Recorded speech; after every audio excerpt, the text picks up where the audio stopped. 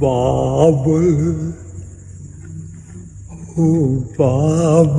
ਮੇਰੀਆਂ ਗੁੱਡੀਆਂ ਤੇਰੇ ਘਰ ਰਹਿ ਗਈਆਂ ਬਾਬਲ ਮੇਰੀਆਂ ਗੁੱਡੀਆਂ ਕਿਆ ਤੇਰੇ ਘਰ ਰਹਿ ਗਈਆਂ।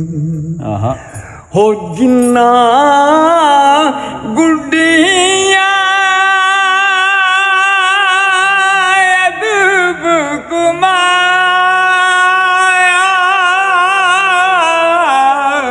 ਵਾਹ ਹੋ ਜਿੰਨਾ ਗੁੱਡੀਆਂ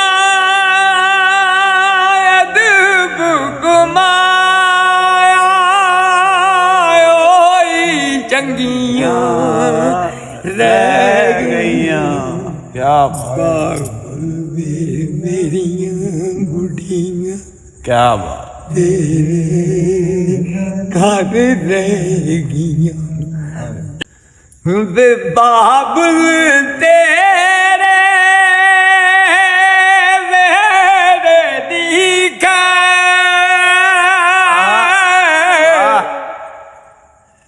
ਵੇ ਬਾਬਲ ਤੇਰੇ ਵੇੜੇ ਦੀ ਕਾਰ ਵਿੱਚ ਤੇ ਮੈਂ 4 ਦਿਨ ਰਹਿ ਗਈਆਂ। ਵਾਹ ਬਾਬਲ ਦੇ ਮੇਰੀਆਂ ਗੁੱਡੀਆਂ ਤੇਰੇ ਬਸ ਸੁਣਿਆ ਆ ਫੜ ਬਾਬਾ ਜੀ ਉਹ ਮੈਂ ਨਾ ਇੱਕ ਨਿੱਕੀ ਜੀ ਵਿੱਚ ਪੀੜੀ ਪਾ ਦੇਵਾਂ। ਹਾਂਜੀ ਬਾਬਾ ਇੱਕ ਸਾਡਾ ਫੌਤ ਹੋ ਗਿਆ, ਅੱਲਾ ਜੰਨਤ ਨਸੀਬ ਕਰੇ। ਹਾਂਜੀ ਬੜਾ ਹੀ ਪੁਰਾਣੀ ਗੱਲ ਹੈ। ਮੈਂ ਨਾ ਵੀ ਆਪਾਂ ਨਾ ਫਲੂਦਾ ਖਾ ਲਈਏ, ਕਸੂਰ ਆਏ ਸਾਂ। ਹਾਂਜੀ ਹਾਂਜੀ ਉਹਨੇ ਛੱਡ ਪੁੱਤਰ, ਉਦੋਂ 30 ਰੁਪਏ ਦੀ ਪਿਆਲੀ ਹੁੰਦੀ ਸੀ। ਉਹਨੇ ਹਾਂ ਵੀ 30 ਦੀ ਪਿਆਲੀ ਏ ਹਾਂਜੀ ਤੇ ਜਦੋਂ ਸਵਾਦ ਆਉਣ ਲੱਗਦਾ ਮੁੱਕ ਜਾਂਦੀ। ਜਦੋਂ ਸਵਾਦ ਆਉਣ ਲੱਗਾ ਉਦੋਂ ਤੁਸੀਂ ਆਖਾ ਬਸ ਵੀ ਬਸ ਇਹ ਗੱਲ ਹੈ ਹੈ। ਮੈਂ ਤੁਹਾਨੂੰ ਇੱਕ ਆਰਜ਼ੂ ਸੁਣਾਈ ਹੈ ਹਾਂ ਕਿ ਇਹਨੇ ਸਾਰੇ ਬੋਲਦੇ ਨੇ ਯਾਰ ਆਪਣੇ ਆਪਣੇ ਅੰਦਾਜ਼ ਮਾਵਾਂ ਦੇ ਪਿਓਾਂ ਦੇ, ਪਰ ਇਨਸ਼ਾਅੱਲਾ ਜਿਹੜਾ ਫਕੀਰ ਕਰ ਜਾਏਗਾ ਇੱਕ ਬੋਲ ਦੋ ਬੋਲ ਜਿਹੜਾ ਤੁਹਾਨੂੰ ਦੱਸ ਜਾਏਗਾ ਇਨਸ਼ਾਅੱਲਾ ਉਹਦਾ ਕੋਈ ਨਜ਼ਾਰਾ ਤੇ ਉਹਦਾ ਕੋਈ ਮਜ਼ਾ ਹੋਰ ਤਰ੍ਹਾਂ ਦਾ ਹੋਵੇਗਾ ਯਾਰ। ਕੀ ਖਿਆਲ ਤੁਸੀਂ ਇਹਦੇ ਤੇ ਪੂਰਾ ਜ਼ੋਰ ਲਾਇਆ, ਅੱਗੇ ਤੁਸੀਂ ਹੌਲੀ ਹੌਲੀ ਬੋਲਦੇ ਰਹੇ। ਇਹਦੇ ਤੇ ਅਸੀਂ ਵੀ ਨਾਲ ਇਹ ਮੇਰੇ ਸ਼ਹਿਨशाह ਇਹ ਸਾਰਿਆਂ ਦੇ ਘਰਾਂ 'ਚ ਮੇਰੀਆਂ ਧੀਆਂ।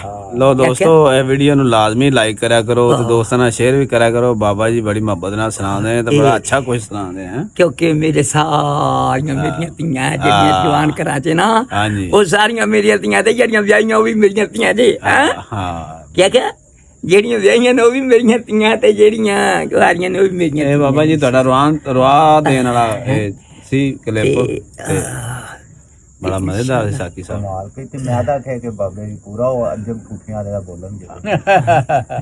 ਦੇਖੋ ਯਾਰ ਤੁਹਾਨੂੰ ਆਇਆ ਨਹੀਂ ਕਦੀ ਨਿਰਾਸ਼ ਨਹੀਂ ਜਦੋਂ ਤੁਸੀਂ ਆਉਂਦੇ ਜੀ ਨਾ ਬਾਬਾ ਜੀ ਮੈਂ ਵੀ ਤੁਹਾਡੇ ਨਾਲ ਬੈਠਾ ਸੋਹਣਾ ਲੱਗਣਾ ਪਿਆ ਜੀ। ਤੇ ਮੈਂ ਨਾ ਯਾਰ ਜਦੋਂ ਤੂੰ ਬਾਬੇ ਨਾਲ ਬੰਨਣ ਲੱਗਦਾ ਵੀ ਉਦੋਂ ਹੀ ਸੋਣਾ ਹੈ।